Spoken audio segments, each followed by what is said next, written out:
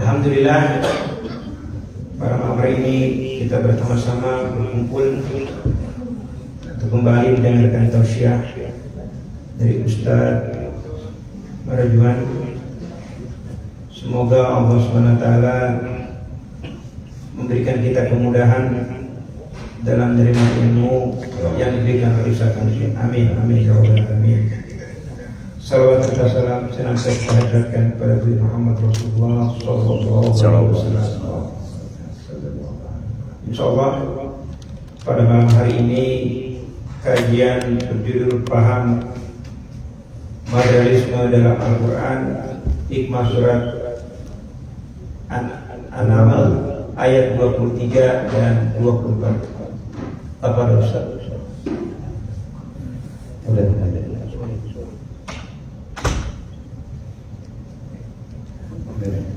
Bismillahirrahmanirrahim. Assalamualaikum warahmatullahi wabarakatuh.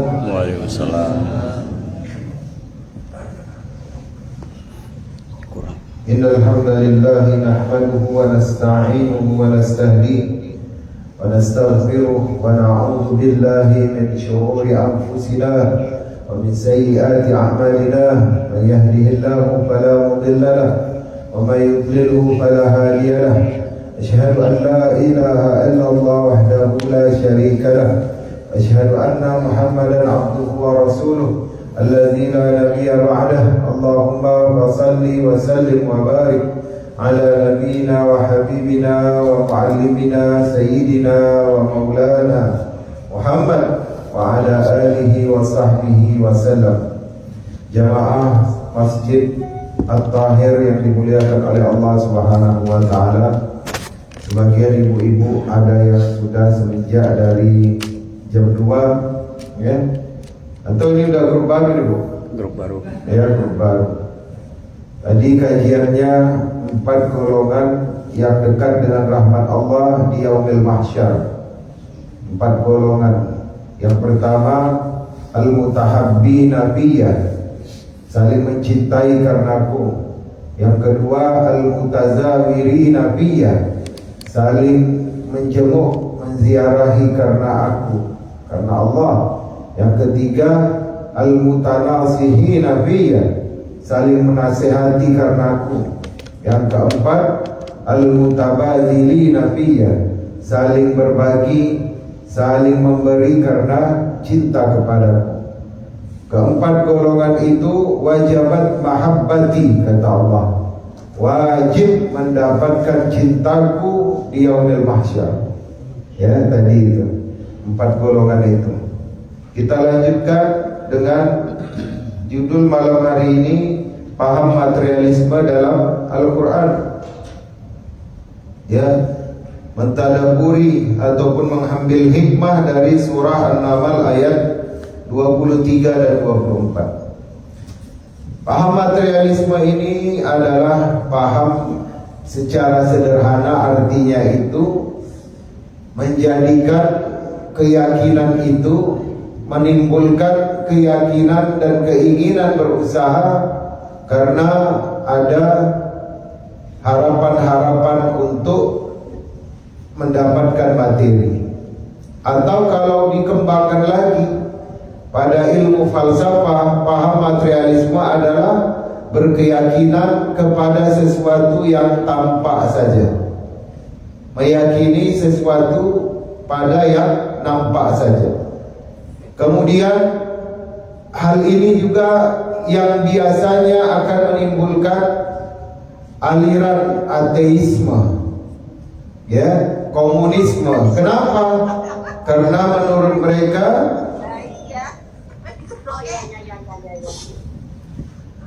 menurut mereka sesuatu yang tidak tampak, sesuatu yang tidak bisa disentuh itu sifatnya khayali, khayalan, candu. Ya, kata Karl Marx, agama itu adalah candu. Kenapa? Karena ketika dia bermaksiat, dia hidup rasa takutnya kepada agamanya. Tapi ketika dia menginginkannya lagi, maka dia akan mengerjakannya kembali. Ya, Itu kata Karl Marx itu. Agama itu hanya candu aja, hayalan aja. Surga dan neraka itu hayalan manusia saja. Karena memang dia lihat umat Islam waktu itu, ya, zina haram, minuman keras haram. Tapi dia lihat banyak juga di antaranya yang masuk ke lubang perzinahan, menenggak minuman keras, kemudian takut dengan janji-janji Tuhannya terkait surga dan neraka, bertaubat. Minggu depan weekend datang lagi dia berzina.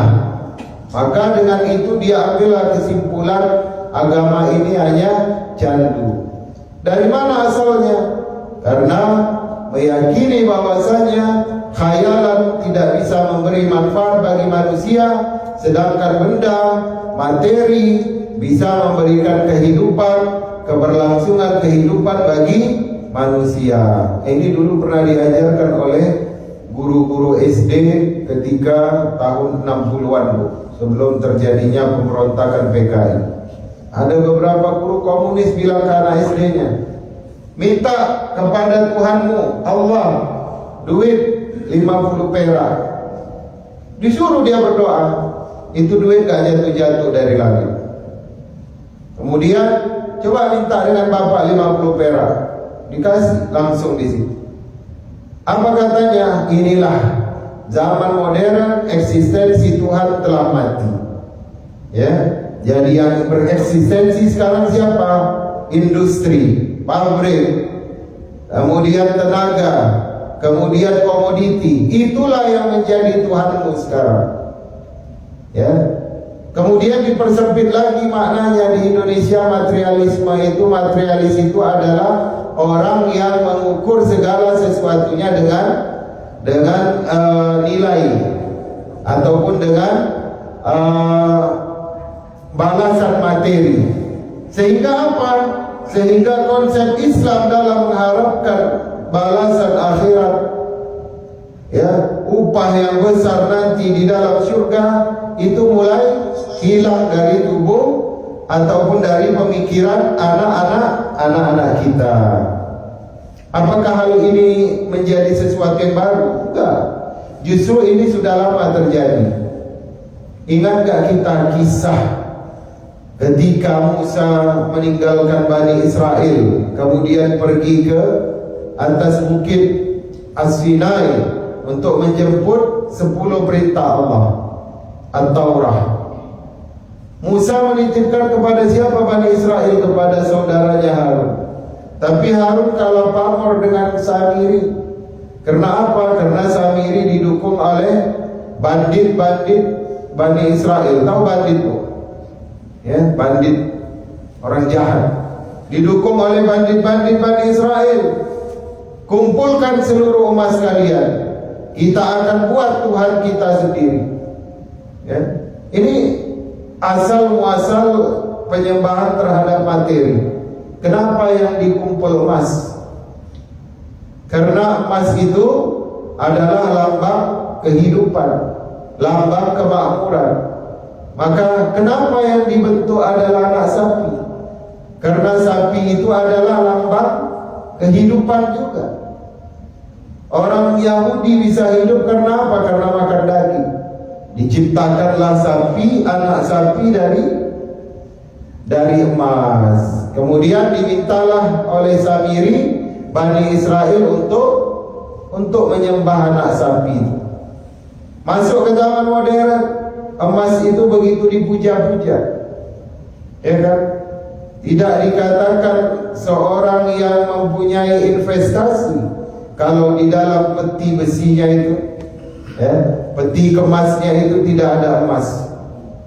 Kadang-kadang dia pergi misalkan satu arisan, ya, ada seorang ibu-ibu tukang memperhatikan. Memang dia ditugaskan di arisan itu, tugasmu, Bu, memperhatikan emas-emas. Yang kecil emasnya tolong dicatat. Kenapa? Nanti kita bisa ganti geng, dia nggak usah kita ikutkan lagi. Sampai seperti itu. Ya, ini geng-geng emas 5 gram punya golongan sendiri, punya arisan sendiri. Ini geng berlian punya aliran sendiri.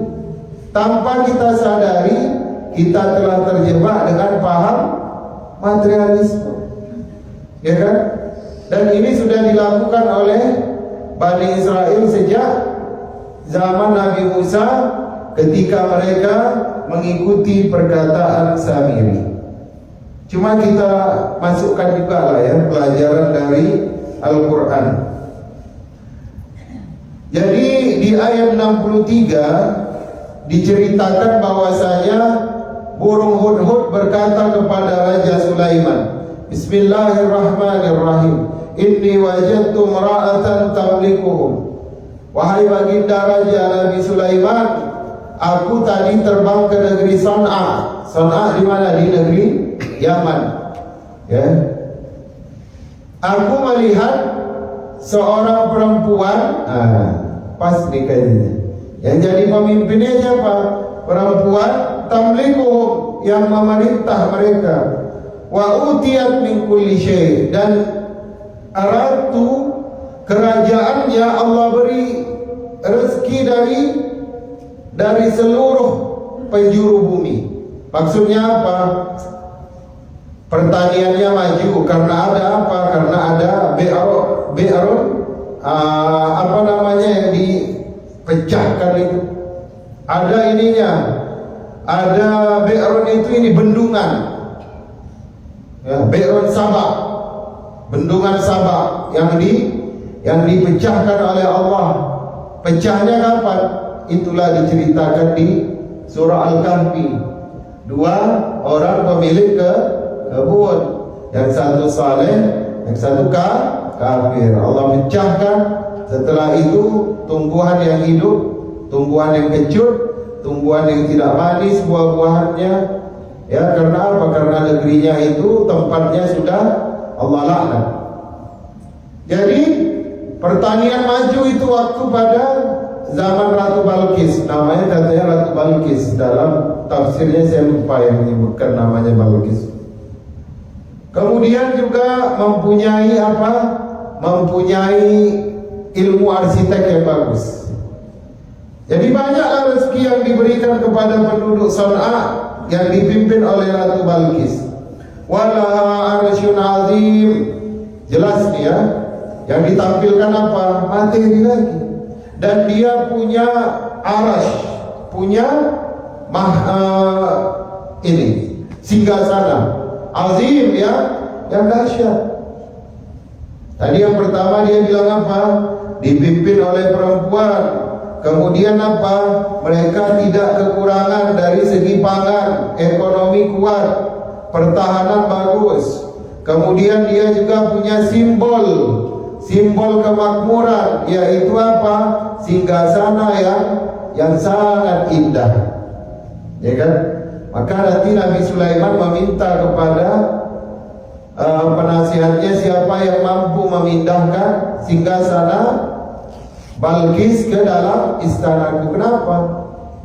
Karena untuk meruntuhkan nilai-nilai keagungan materialisme, maka harus mengambil bahan dari materialisme juga, bahan-bahan materi. Wajadtuha wa qaumaha yasjuduna lisyams. Aku lihat, ini hudhud ini enggak senang. Aku lihat dia, ratu tadi dan penduduk negeri San'a bersujud kepada matahari. Ya. Ini jiwa dari burung hudhud ini patut kita contoh. Padahal dia tidak akan mendapatkan hisab perhitungan. Mati jadi bangkai, udah selesai. Dia tidak akan diciptakan dalam bentuk yang baru setelah ditiupkan sangkakala yang kedua. Kita akan diciptakan, kita akan dibangkitkan. Tadi kami sampaikan juga ada 13 jenis manusia yang dibangkitkan dari alam barzahnya, 13 bentuknya. Ya, salah satunya ada yang dibangunkan dari alam barzahnya, kepalanya kepala babi, badannya badan manusia. Kata Rasulullah itu di waktu Mi'raj itu. Kata Rasulullah, itu siapa Jibril? Kenapa kepalanya babi? Itu adalah umatmu yang meninggalkan salat. Ada juga yang dibangkitkan dengan perut buncit, merah, membara di dalamnya, ada gunting dan kalajengking. Kulitnya tipis. Begitu dia berdiri, perutnya meledak. Kata Rasulullah, itu siapa Jibril? Itulah umatmu yang ketika di dunia memakan harta anak yatim, kemudian memakan harta orang secara zalim. Ada yang dibangunkan dengan lidah yang panjang, kemudian lidahnya itu digunting oleh tangannya sendiri. Itu siapa ya Jibril? Itu adalah umatmu yang ketika di dunia selalu mengadu domba. Omongan sini sampai di sana, omongan sana sampai di sini. Dia pulang ke rumah, orang saling cakar-cakaran, ya, bersetumbuhan. Kenapa? Karena diadu domba. Oh, itu bahaya rasanya. Banyak macam nanti jenis orang dibangkitkan dari alam barzakh, ya. Bahkan kengerian pada malam hari itu, pada hari itu kita lompat dikit, ya. Dikatakan di dalam sebuah hadis, hatta Ibrahim la yara ibnuhu Ismail, sampai Nabi Ibrahim tidak mencari anaknya Ismail, ya, tidak dicari, ya. Kemudian juga Nabi Yakub tidak mencari anaknya Yusuf dan Budian pada hari itu. Apa doanya? Ya Allah, salimni, salimni, salimni. Selamatkan aku, selamatkan aku, selamatkan aku. Ini sekelas Nabi Ibrahim juga, ya, tidak peduli lagi dengan manusia selainnya. Yang penting selamat pada hari kiamat. Hanya satu yang memikirkan umatnya, yaitu Rasulullah sallallahu alaihi wasallam. Salimna ya Rabb, salimna. Kenapa? Karena hanya Rasulullah yang pernah melihat siksaan api neraka. Karena Rasulullah yang hanya pernah melihat penduduk api neraka. Karena hanya Rasulullah yang pernah melihat syurga dan penduduk syurga. Maka Rasulullah sudah menyiapkan rasa ngeri itu, rasa takut itu sudah dikuatkan oleh Rasulullah agar bisa menyelamatkan umatnya. Allahumma salli wa sallim wa barik ala Nabiina Muhammad. Wajadtuha wa qaumaha yasjuduna lisyams.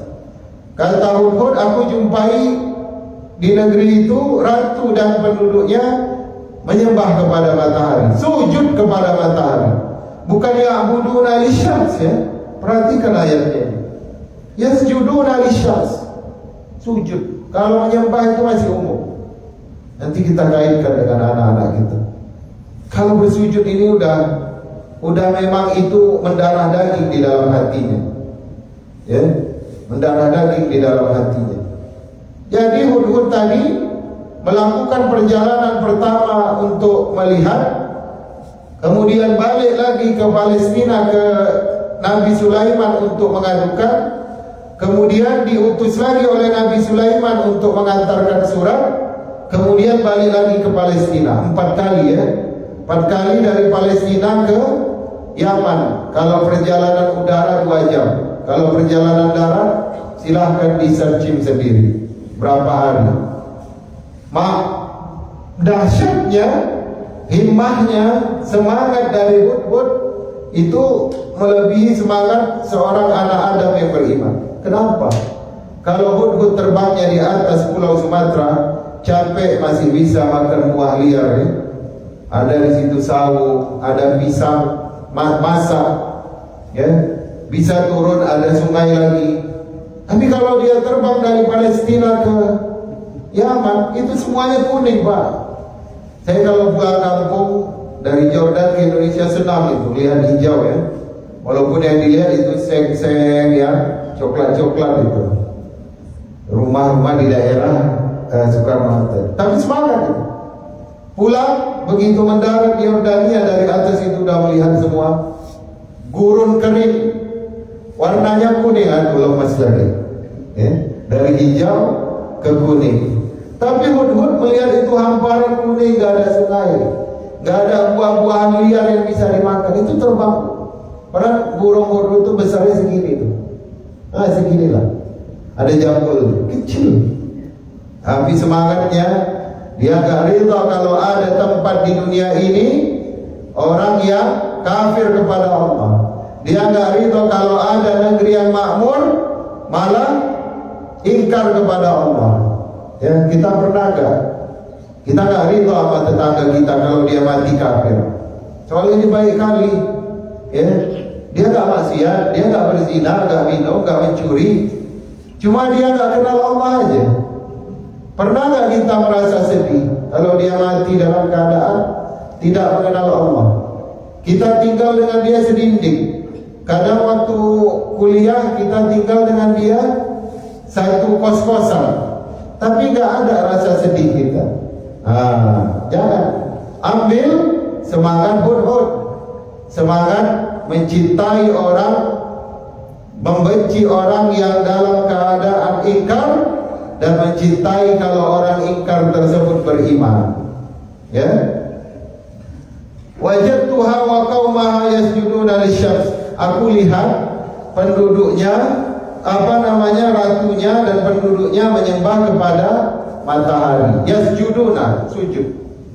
Kira-kira kalau ayat ini untuk zaman kita sekarang, ya, yasjuduna lisyamsi, bukan kita ganti Al-Qur'annya, kita ganti untuk pemahaman di dalam hati kita.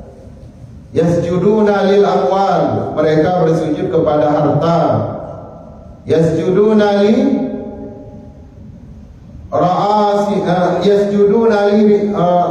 ra'isihim, atasan mereka.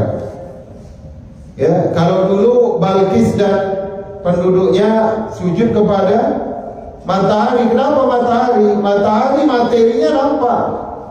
Matahari jelas manfaatnya, memberikan mereka kehangatan, menumbuhkan perkebunan mereka, kemudian juga menyehatkan binatang-binatang ternak. Jelas, materinya jelas. Maka kalau contoh materialistis itu jelas pada Bani Israel. Emas disepuh jadi sapi betina. Kalau penduduk Yaman, matahari lambang kehidupan disembah, ya kan? Tapi kalau zaman sekarang orang udah pintar, matahari bukan Tuhan, dia makhluk, karena dia tenggelam. Tapi digantilah sama anak-anak modern, anak-anak materialis. Apa yang digantinya? Pekerjaan. Itu nomor satu.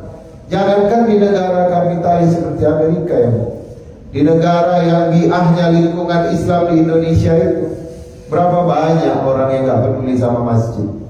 Berapa banyak anak-anak muda yang gak mau ke masjid? Kenapa? Karena terikat pekerjaan. Ya. Saya gak yakin. Ya, saya yakin 5 tahun ke depan salat Jumat pun mungkin sudah ditinggalkan oleh anak-anak kita. Kenapa? Karena propaganda elit dunia untuk mengarah ke situ sudah jelas.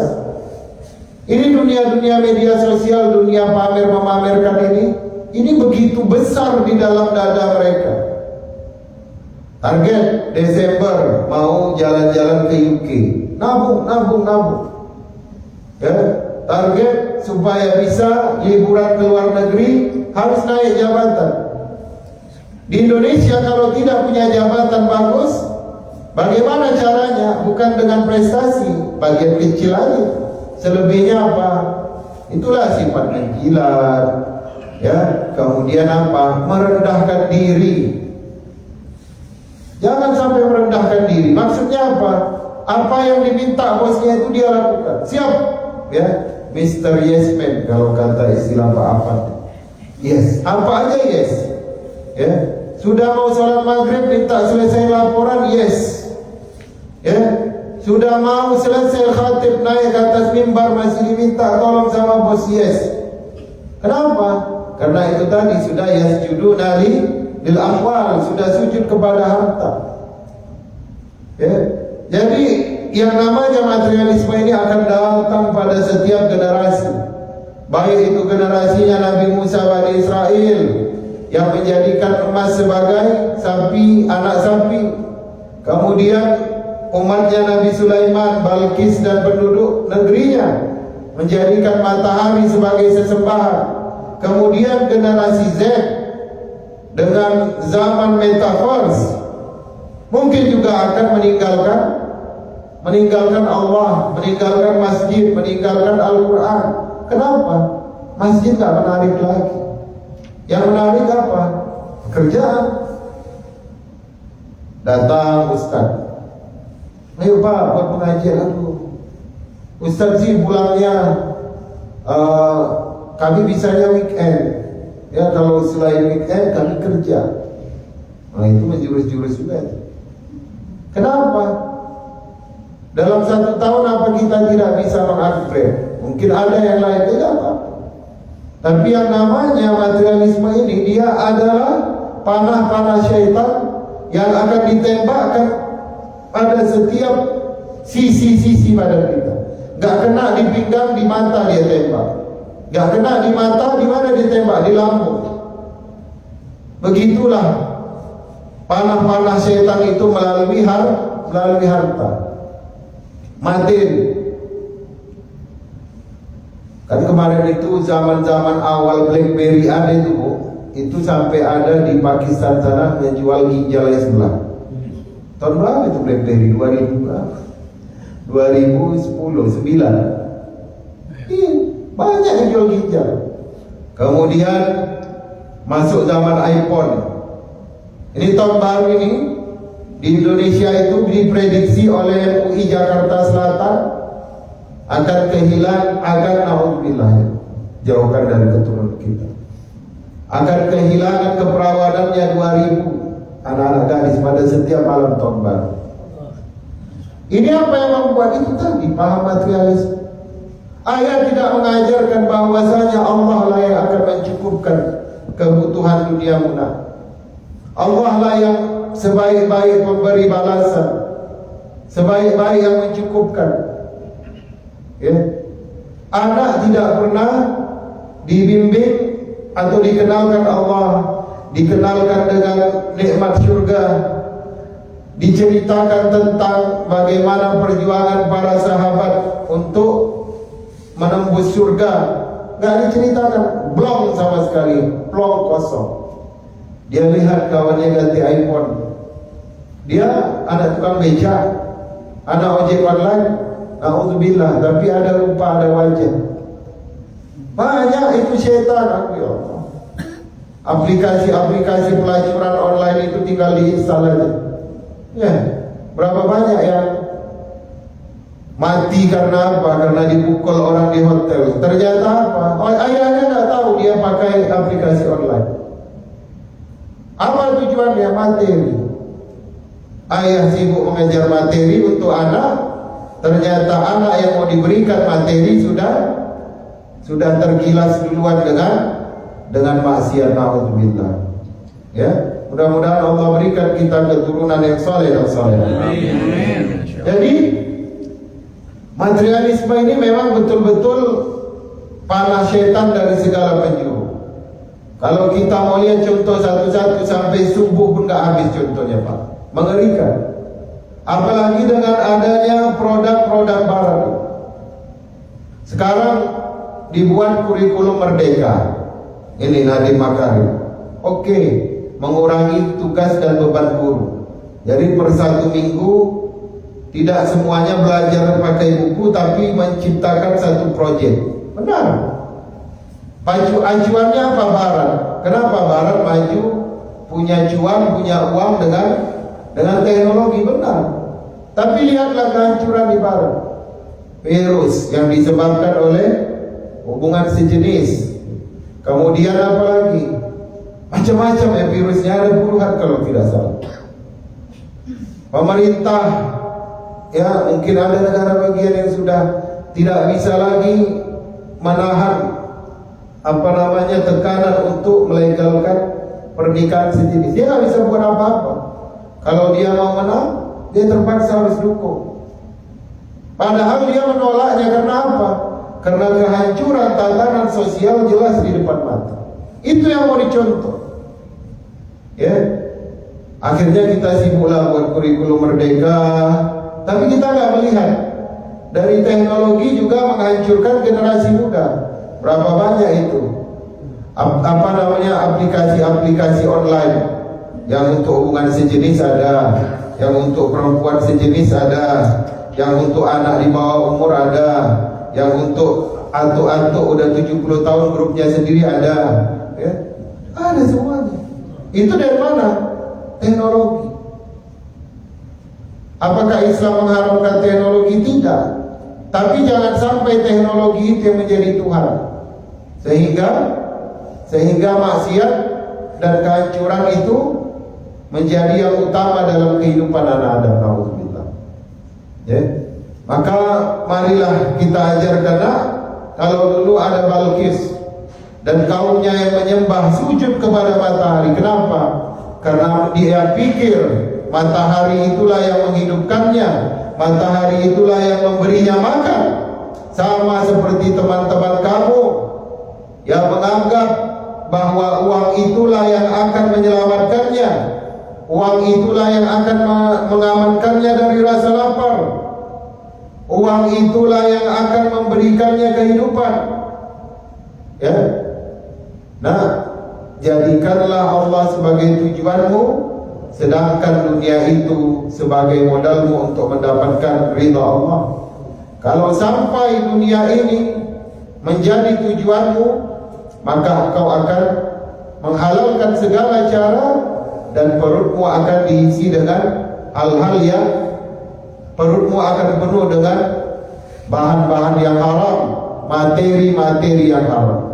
Jadi bapak-bapak, ibu-ibu sekalian yang dimuliakan oleh Allah Subhanahu wa ta'ala, mulai sekarang marilah kita rubah sedikit-sedikit ritme kehidupan kita, tidak mengikuti ritme manusia kebanyakan.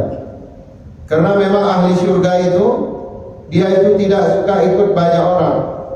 Biasanya kalau ada dua jalan, kalau satu jalan ramai semua, satu jalan sepi, itu jalan yang selamat. Ya. Yang pertama apa? Yang paling tidak setelah maghrib, ayah, ibu, anak, sesibuk apapun kita masa ada sempat 15 menit ba'da maghrib. Atau mungkin kalau maghribnya masih terjebak macet, setelah isya kumpul 2-3 orang, ayah dengarkan bacaan anak, anak dengarkan bacaan ayah, istri mendengarkan bacaan suami, suami mendengarkan bacaan istri. Baca-baca manja aja dulu Al-Fatihah, ya, kau yang susah-susah, ya, supaya lama kajian itu berlanjut. Bismillahnya itu ditekankan benar-benar, ya. Padahal salahnya dikit aja itu, cuman karena supaya kajinya panjang, salah itu diulang lagi, gitu. Salah itu nak ulang lagi, apa? Karena apa? Karena disitulah keberkahan akan turun, malaikat turun, maka dia akan menyinari hati-hati orang yang selalu bersama Al-Quran. Ini paham materialisme ini bahaya. Kalau sampai dia menjadi Tuhan bagi anak-anak kita, maka anak-anak hilang, maka kita kehilangan investasi akhirat. Ya. Yang kedua, terakhir, bagaimana Ustaz kalau sudah terjerumus? Kemarin sudah kita bilang ayah nggak boleh berhenti bergerak. Ketika dalam pergerakan, ketika dia bergerak, maka barokah akan muncul. Ya, 7 tahun saya ngajak anak saya salat subuh, jangan putus asa, salat subuh terus, ajar terus. Karena dengan pergerakan kita akan melahirkan kelembutan hati bagi anak. Yang ketiga, anggap anak kita ini besi tua. Besi tua itu apa? Anak udah lost, misalkan, ya. Di sini mudah-mudahan anaknya semuanya anak yang soleh dan soleha. Amin. Anak lost, Pak Ustaz, anak saya katanya lost. Oke, anggap besi tua. Gimana itu maksudnya besi tua? Besi yang berkarat. Bagaimana caranya Pak Ustaz? Perlu perjuangan. Apa caranya? Yang paling pertama, jangan berjuang dengan mulut kita. Jangan berjuang dengan badan dan tangan kita. Kalau berjuang dengan tangan, ya, berantem sama anaknya bangunin sholat subuh. Ya, kalau berjuang dengan mulut, berbusa-busa mulut emaknya bangunkan anak sholat subuh, nggak bangun. Caranya apa? Pertama, serahkan sama yang menciptakannya. Caranya bagaimana? sujud di sepertiga malam. Yang kedua, serahkannya dengan apa? Dengan doa. Doakan dia diberikan hati yang lembut. Kalau anak los, jangan kita hilang peduli, enggak. Bangun sepertiga malam, sujud, doakan, dan yang ketiga, ya, bina hubungan yang baik dengan dirinya. Walaupun dia menolak, walaupun dia masih belum ikut kepada anjuran atau syariat Islam, tetap bina hubungan yang baik, karena pada masa itu Allah tengah melembutkan hatinya. Mungkin sampai di sini dulu ya Bu, Bapak sekalian. Mungkin ada yang ingin bertanya, kami serahkan kepada Pak Farhan.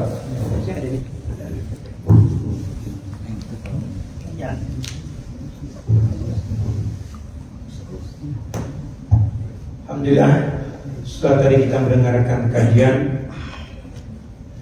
apabila ada pertanyaan silakan.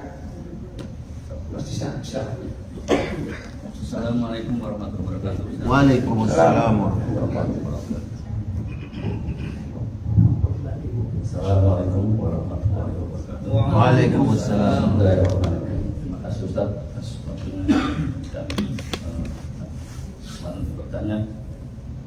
Pertanyaan saya ini mungkin di luar tema Ustaz, tapi ini di surat, pertanyaan saya adalah di surat Al-Baqarah ayat 18.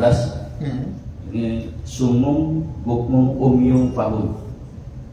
Ini kaitannya adalah bahwa ada beberapa waktu itu bertanya dan kita sedikit jadi PR gitu untuk kita semua.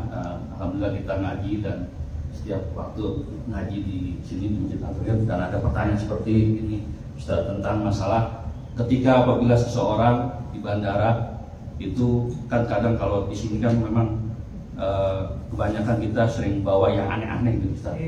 Misalnya kayak rendang, ya, ikan asin atau pete, jengkol kan gitu. Karena itu yang tidak boleh di sini. Nah, ketika dia melakukan ayat ini atau amalan seperti ini, itu apakah dikategorikan sebagai syirik kecil atau apa gitu? Maksudnya ya syirik kecil gitu. Maksudnya menduakan Allah gitu. Dan padahal ini mungkin atau memang ada beberapa kayak seperti rutinitas, kayak amalan gitu. Oh, apabila kamu mau ini aja amalnya kan gitu. Umyu bahum gitu. Itu aja Ustaz. Terima kasih. Assalamualaikum warahmatullahi wabarakatuh. Waalaikumsalam warahmatullahi wabarakatuh. Ya Bapak, terima kasih Pak Tisna. Tadi sedikit ya Bu ketinggalan Pak. Jadi yang menyebabkan mereka menyembah, bersujud kepada matahari dan meninggalkan Allah adalah karena zayyana lahumus syaitan. Setan yang menghiasi matahari itu. Jadi syaitanlah yang membisik-bisikkan ke telinga mereka, mataharilah yang memberikan mereka kehidupan.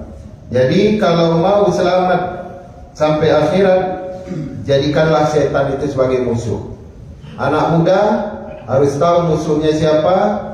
Setanlah musuhnya. Sebagaimana kemarin Yusha kan, waktu saya khatib, dia tahu saya lupa menyampaikan kepadamu ikan kita udah lompat ke pantai. Kenapa? Siapa yang lupakanku? Tidaklah yang melupakanku kecuali syaitan. Tahu Yusha, kalau dia lupa, kalau dia malas, kalau dia maksiat misalkan, itu dia tahu siapa yang menyebabkan syaitan. Jadi dia sudah bisa menghindarinya. Tadi terkait Al-Baqarah ayat 18, summun bukmun umyun fahum la yarji'un. Itu artinya bagaimana tadi? Kan di Amerika ini memang dilarang ya Pak, bawa kayak rendang, ya ikan-ikan begitu ya, yang sifatnya makanan kan. Itu kemarin ditanya juga saya. Dia bilang nggak ada, saya bilang aja gitu. Maksudnya apa itu? Apakah ada ritual khusus dia kalau bawa ikan asin gitu? Bukan, jadi kebohongannya itu. jadi maksudnya dijadikan bohongan, jadi kayak bohongan, dijadikan amalan. Itu supaya nggak kelihatan. Oh itu ada maksud apa Iya, amalan penggabungannya. Ya dia memekakkan telinganya membisukan mulutnya, kemudian membutakan matanya dari pertanyaan itu. Kalau itu masuk kategori bohong nggak Pak? Masuk. Rasulullah itu selama hidup hanya satu kali, nggak pernah berbohong. Bahkan pada saat-saat genting itu terjadi pada waktu perang Badar. Setelah pasukan Quraisy itu berangkat dari kota Makkah, Rasulullah mulai menyisiri kampung. Di kampung itu Rasulullah berjumpa seorang ibu tua, nenek-nenek, dan mengatakan, adakah engkau tahu berapa jumlah orang yang datang dari Makkah? Yang aku lihat, mereka itu setiap hari itu memotong 10 ekor unta. Jadi satu orang makan 1 ekor unta dimakan 100 orang. Dikali 10 berarti 1000 orang. Jadi Rasulullah tahu yang datang dari Makkah untuk berperang di Badar itu 1000 orang. Tahu Rasulullah. Dari siapa? Dari nenek tadi. Terus nenek tadi kan pasti nanya lah, emang kau dari mana gitu kan? Emang inta dari mana? Kata Rasulullah, kami dari air dan akan kembali kepada air. Yang benar kan? Dari setetes air yang hina, nanti kalau sudah bercampur dengan tanah akan menjadi air. Benar, nggak berbohong. Kenapa? Karena taktik kan. Kalau dibilang kami dari Madinah, oh bisa bahaya. Nanti datang orang Quraisy bilang, oh tadi ada orang Madinah nanya jumlah kalian. Abu Sufyan bisa panggil lagi dari Makkah, tambah 1000 lagi. Nah ini terkait dengan taktik. Pada masalah yang khatir, pada masalah yang apa istilahnya genting pun Rasulullah itu tidak mau berbohong. Ya. Siapa contoh dalam rangka kedaruratan? Itu sahabat Ammar bin Yasir. Ayahnya mati karena tidak mau kembali ke agama musyrikin, orang musyrik. Ibunya syuhada pertama, syahidah, perempuan syahidah pertama di dalam Islam.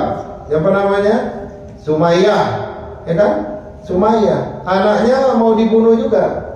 Akhirnya dia, oke, aku kembali kepada ajaran orang-orang musyrik di Makkah. Setelah itu Ammar kembali melaporkan kepada Rasulullah, ya Rasulullah, untuk menyelamatkan nyawaku, maka aku mengatakan aku kembali menyembah Tuhan-Tuhannya orang Makkah. Ya, itu dibolehkan oleh Rasulullah, dibolehkan. Kenapa? Karena memang hatinya tidak mengakui, tetapi dalam maslahatnya darurat. Dan oleh para ulama tafsir dibagi lagi. Kenapa Rasulullah membolehkan Ammar berbohong? Bukan kita merendahkan sahabat Ammar yang mulia, tapi karena pada masa itu Ammar statusnya budak, masih budak, nggak punya pengikut. Tapi kalau yang berbohong itu sekelas Abu Bakar, Umar, Utsman, itu nggak boleh. Biar mati pun jangan engkau akui itu agama orang Makkah, nggak boleh, karena engkau punya pengikut. Inilah yang dilakukan oleh Imam Ahmad bin Hanbal. Semua ulama kota Baghdad itu sudah ikut paham Mu'tazilah. Paham Mu'tazilah ini dia punya 6 perkara, Bu. Salah satu perkaranya mengatakan Al-Quran ini makhluk, bukan kalamullah, bukan firman Allah. Kemudian juga dia mengatakan orang mukmin yang mati dalam bermaksiat atau suul khatimah itu tidak masuk surga, tidak masuk neraka. Dia mengambang-ambang di antara dua pintu tersebut. Ya. Kalau sekarang dinamakan dia itu paham liberal, karena Mu'tazilah ini kaum rasionalis yang mendahulukan akal baru melihat kepada nas. Ya kan? Kalau ahlu sunnah nas dulu baru akal. Ya. Kalau Imam Syafi'i apa dulu? Nas, Al-Quran, hadis, kemudian ijma', kesepakatan para ulama, baru kias, baru akal. Kalau Imam Abu Hanifah lain, Al-Quran, Al-Hadis, apa dulu? Akal dulu. Karena akal manusia ini adalah ciptaan Allah yang paling sempurna, baru ijma' para ulama.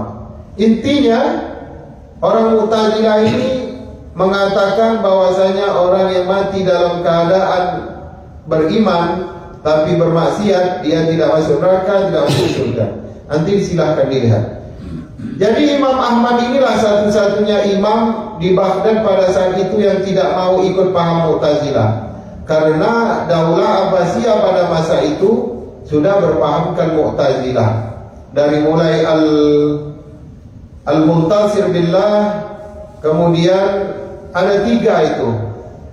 Jadi Imam Ahmad ini disiksa 3 generasi, ya, dicambuk, sampailah pada masa Al-Mansur Billah, Imam Ahmad dibebaskan, dan Amir dan Khalifah pada saat itu sudah tidak mau lagi membahas perbedaan akidah, ya, apakah dia ahlu sunnah atau dia adalah bagian dari Mu'tazilah. Setelah bebas, Imam Ahmad diberi gelar Imam ahlu sunnah wal jamaah. Jadi bohong itu nggak boleh lah, walaupun pahit, kecuali dia darurat. Memang kalau nggak makan ikan asin bisa gatal-gatal kulitnya, ya.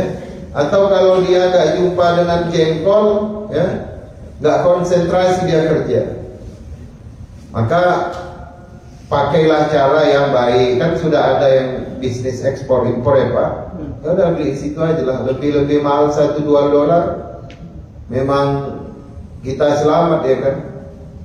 Mungkin itu ya Pak, ya. Suruh baris, boleh suruh bikin rendang. Insyaallah khair. Rendang juga di sini kan bisa dibuat dagingnya bagus-bagus, ya kan, lebih bagus dari daging di Indonesia. Mungkin ada yang bertanya? Ibu-ibu. Pak Ustaz. Pak. Lanjut aja dengar Pak. Assalamualaikum warahmatullahi wabarakatuh. Dengan saya Pak Ustaz. Iya Pak. Ini sekedar menyimpang sedikit dari materi, tapi berkenaan dengan doa. Ini kan yang saya ketahui ya Ustaz, ya. Ini dalam surat Al-Imran ayat 37 itu dijelaskan bahwa Nabi Zakaria berdoa dalam mihrabnya Siti Maryam. Sedangkan Siti Maryam disebutkan orang yang dijamin rezeki sama Allah. Dijelaskan dalam surat Al-Maidah 114, Allahumma rabbana anzil alaina, dan seterusnya. Yang saya tanyakan di sini adalah mihrab yang macam mana biar doa-doa kita itu dikabulkan oleh Allah Subhanahu wa taala. Dan di sana juga dijelaskan bahwasanya la ilaha illa anta subhanaka inni kuntu minadz dzalimin. Diteruskan dalam ayat selanjutnya fastajabna, dan itu dijawab oleh Allah. Ini di mihrab yang macam mana biar doa-doa kita dikabulkan oleh Allah Subhanahu wa taala. Terima kasih Pak Ustaz. Assalamualaikum warahmatullahi wabarakatuh. Intinya itu pada doa Pak, ya. Doa itu tidak akan berhasil kalau dia tidak datang dari keyakinan hati. Ada orang doanya, ya, zikir dia Allahu Akbar, Allahu Akbar, Allahu Akbar, tapi dia tidak memahami makna Allahu Akbar itu.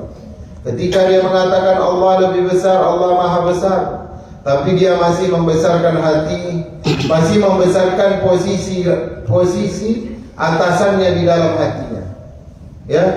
Seolah-olah yang memberikannya kehidupan itu atasannya, sehingga lupa hak istrinya, sehingga lupa hak anaknya. Di Indonesia kalau di sini profesional, Sabtu Minggu libur ya. Sabtu Minggu hak anak istri betul, jadi hak anak istri. Kalau di Indonesia Sabtu kadang datang, itu udah nggak berani bilang enggak Pak.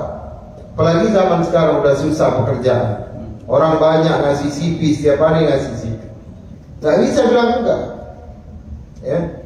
Dia bilang juga pada salat Allahu Akbar, Allahu Akbar, Allahu Akbar. Di mana posisi Allah itu? Ya, kalau masih membesarkan manusia di dalam hatinya melebihi porsi Allah Subhanahu wa taala.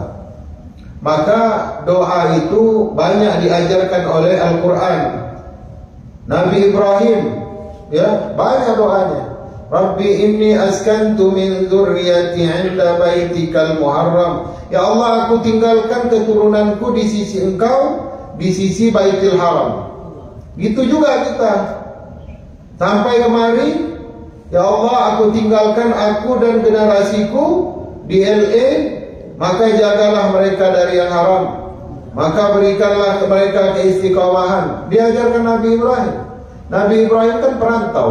Lahirnya di Babylon, dari Mesopotamia, dikuburkannya di Hebron, Palestina. Jadi mihrab itu hanya alat, Pak. Alat. Kalau kita kalau kita badai salju nggak bisa ke masjid karena nggak ada mihrab, kita nggak berdoa.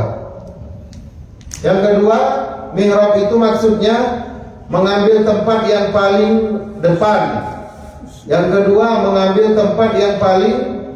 waktu yang paling cepat, yang maksudnya yang paling duluan gitu. Misalkan ada orang yang datangnya 5 menit sebelum subuh. Oh, dia enggak. 15 menit, 20 menit sebelum subuh dia udah ada di mihrab itu. Itu maksudnya. Ya. Mihrab bisa diganti apa? Diganti kamar kita. Kalau untuk tahajud kan enggak apa-apa di dalam kamar. Mihrab bisa diganti apa? Diganti kantor kita, tempat kita mungkin siang hari habis jam 3 sebelum pulang zikir sebentar nggak apa-apa. Ya. Jadi yang masalah mihrab itu dia tidak yang bukan itu yang urgen. Yang urgen itu adalah doa Nabi Zakaria tadi, penghambaannya. Ya. Kalau Maryam itu kan beda case ya. Kenapa? Karena Allah mau tunjukkan bahwa kepada semua ayah, ya, nggak usah khawatir terhadap anak perempuan. Maryam aja masak buah-buahan musim dingin ada di musim panas kan. Buah-buahan musim panas ada di musim dingin. Antara mihrab Nabi Zakaria dengan tempat tinggalnya Maryam itu harus melewati 7 lapis dinding, Pak. 7 ruangan yang setiap ruangan itu di dinding. Jadi Maryam tempatnya khusus. Tidak ada yang bisa masuk ke situ kecuali Nabi Zakaria. Maka Nabi Zakaria heran. Ini kok ada buah-buahan Maryam? Anna laki hadza. Ya, dari mana dapat engkau ini? Ini dari Allah. Dia memberikan rezeki siapa yang dia kehendaki. Maksudnya apa? Ayah-ayah sekalian, cukup jaga anak perempuan itu. Ya, jangan terlalu bebas dia di luar. Kata Rasulullah, nanti yang paling banyak keluar dari negeri Madinah ini untuk mendatangi Dajjal adalah istri-istri kalian, anak perempuan kalian. Kalau bisa ikat mereka dengan kuat di dalam rumah.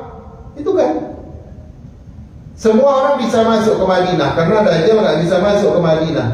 Tapi ketika kelaparan itu melanda, gunung yang ada di luar kota Madinah disulap, diubah oleh Dajjal menjadi roti atas izin Allah. Itu yang munafikin, yang lemah iman itu akan keluar dari Madinah. Kalau sudah keluar dari Madinah akan menjadi hambanya Dajjal. Tapi apa kata Rasulullah? Pada saat itu ikatlah istri kalian, ikatlah anak perempuan kalian. Benar. Maryam itu, Pak, 7 lapis itu dinding itu. Gak ada yang bisa jumpa dia. Maka dikatakan dia wanita suci. Bagaimana mungkin Maryam bisa hamil? Tapi karena Allah berkehendak. Itulah Al-Quran mengajarkan sama ayah ini. Anak perempuan kalian itu jangan main kirim sana, kirim ke sini. Oh, dia ini magang ke Malaysia di hotel. Anak perempuan dikirim magang sendirian. Ini udah nggak berkonsep Quran lagi ini kadang kita. Anak perempuan jalan-jalan sama teman-temannya kemana? Ke Eropa. Dibiarin sama ayah. Itu satu hal. Anak perempuan keluar nggak tutup aurat itu. Gimana ayahnya? Mungkin nggak berteman dengan Al-Quran. Saya memang begini karena memang konsepnya kan kita mau nggak lip sync lagi ya, Bu, ya, yang jelas saja.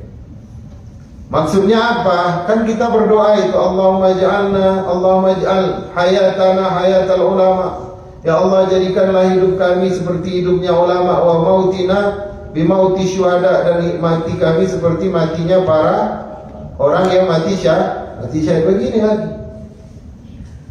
Kalau tadi doa Rabbana zalamna anfusana, doanya Nabi Yunus, Allahumma la ilaha illa anta subhanak inni kuntu minal zalimin. Bukan doanya saja. Berapa banyak orang yang baca ayat kursi tapi dia tetap kerasukan karena dia nggak paham makna ayat kursi, ya kan? Kan jenis kursi itu ada dua kok. Kalau jin dengar ayat kursi dia lari, ya. Tapi kalau manusia dengar ada kursi dia pegang. Jangan sampai turun gitu ya. Tetap stay di kursi, on the kursi. Ya, manusia itu lebih, kalau nggak punya iman, dia lebih parah dari jin. Jin itu dengan ayat kursi lari dia tunggang langgang. Ya, tapi kalau manusia dia mau pertahankan kursi. Kursi apa aja? Apalagi kalau kursi rotan. Jadi Nabi Yunus itu diselamatkan betul karena doa itu, tapi karena keyakinannya. Allahumma la ilaha illa anta, ya Allah, memang tidak ada Tuhan selain Engkau. Ya, gak ada yang bisa mengeluarkanku dari perut ikan paus ini, dari kegelapan ini kecuali Engkau. Ya, gak ada yang bisa. Sama ketika kita di alam barzah nanti. Ya Allah, gak ada yang bisa memberikanku kehangatan kecuali rahmat-Mu. Gak ada yang bisa memberikanku kelapangan, lampu kecuali dengan rahmat. Begitulah, ya. La ilaha illa anta subhanak, maha suci Engkau. Maksudnya dari dosaku yang telah meninggalkan kaumku, aku bertaubat. Allah dipuji. Inni kuntu minal zalimin, barulah dia rendahkan dirinya. Kalau di depan Allah boleh merendahkan diri, tapi kalau di depan manusia nggak boleh. Di depan manusia merendahkan hati, tawadhu, ya kan? Kalau di depan Allah merendahkan diri, barulah dia rendahkan dirinya. Inni kuntu minaz zalimin, aku memang hamba yang zalim. Dia puji Allah, la ilaha illa anta subhanak, gak ada yang bisa menyelesaikan masalah ini. Inni kuntu minaz zalimin. Kemudian aku termasuk orang-orang yang zalim. Bahagia Allah, disampaikan pada Jibril, bilang sama ikan paus untuk memuntahkan Yunus, ya kan? Terakhir ini. Jadi nanti di hari kiamat ada seorang hamba lewat, kemudian Allah dinding semuanya 4 sisi. Kemudian dia berhadapan kepada Allah. Supaya apa? Supaya percakapan itu tidak didengar oleh orang lain. Ya fulan, ya Rabb, bala ya Rabb, panggilanmu ya Allah, kata si fulan ini. Bukankah dulu engkau pada tanggal sekian, waktu sekian engkau bermaksiat? Benar ya Allah. Bukankah engkau pada tanggal sekian, waktu sekian engkau bermaksiat? Benar ya Allah. Maka saksikanlah, apakah engkau mengakuinya? Benar ya Allah, aku bermaksiat. Maka karena rahmat dan kasih sayangku, ya, aku tutupi semua maksiatmu dan aku ampunkan dirimu daripada dosa-dosamu. Ada juga hadis sahih terakhir, seorang ayah berpesan kepada anaknya, kalau aku mati nanti bakarlah diriku. Abunya dibagi jadi 4 juru, utara, selatan, timur, barat. Buang jauh-jauh abu. Rupanya kenapa? Karena dia takut dijadikan manusia yang sempurna kembali, kemudian dia akan disiksa dengan dosanya. Itu pesan ayah. Ya anak-anakku, kalau ayah meninggal bakar, abunya buang jauh-jauh. Ya, di hari kiamat Allah satukan kembali dia. Kemudian tersenyum Allah, kenapa engkau bilang kepada anakmu, bakar jasadmu, bagi dia ke tempat yang jauh? Karena aku takut dengan siksamu ya Allah. Kemudian kata Allah, karena engkau takut dengan siksaku, karena engkau takut dengan kebesaran arasku, maka saksikanlah aku ampuni dosa-dosamu. Ada orang yang diampuni karena rasa takut sama Allah. Ada orang yang diampuni karena apa? Karena kuat tawakal kepada Allah. Ya. Jadi begitulah, doa itu penting, tapi memahami maknanya itu jauh lebih penting agar timbul keyakinan yang paripurna, masuk ke dalam hati dan menjadi sebuah tindakan yang istiqamah. Mungkin kita tutup dengan doa, Allahumma inna nas'aluka ridhaka wal jannah wa na'udzubika min sakhatika wan nar. Rabbana atina min ladunka rahmah wa hayyi' lana min amrina rasyada. Allahumma ij'al jam'ana jam'an marhuma wa tafarruqana min ba'dihi tafarruqan ma'suma. Rabbana atina fid dunya hasanah wa fil akhirati hasanah wa qina adzaban nar. Walhamdulillahi rabbil alamin. Wassalamualaikum warahmatullahi wabarakatuh. Alhamdulillah, setelah tadi kita mendengarkan tausiah dari Ustaz Arjuan. Semoga Allah SWT apa-apa yang telah Ustaz katakan tadi dapat kita gunakan dalam kehidupan kita sehari-hari. Amin, amin ya rabbal alamin. Saya ingatkan kembali, insyaallah besok seperti biasa kita mulai 6.30 untuk kajian selanjutnya. Besok kita apabila tidak dapat hadir bisa melalui Zoom dan melalui Facebook. Sekian, assalamualaikum warahmatullahi wabarakatuh.